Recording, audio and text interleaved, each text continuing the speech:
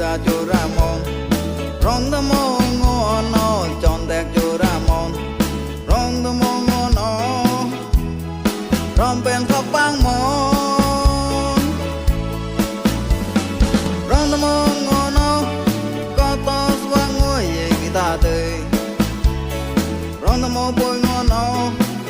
Con swag sao cụ ma mon Flem cái pain ba la ba ra yi lem na Có to phó swag sao cụ ma mon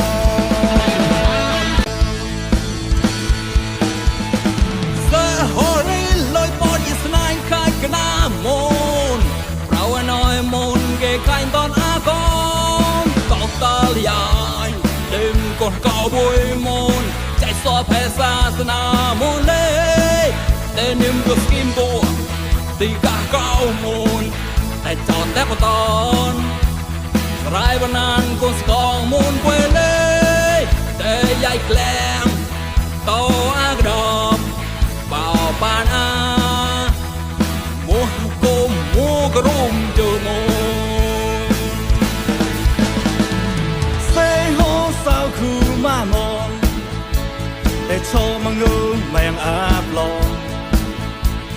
Sao ác mà lệch lệch có mon Kê ngư có to á Kê chan lông sao ba bét tay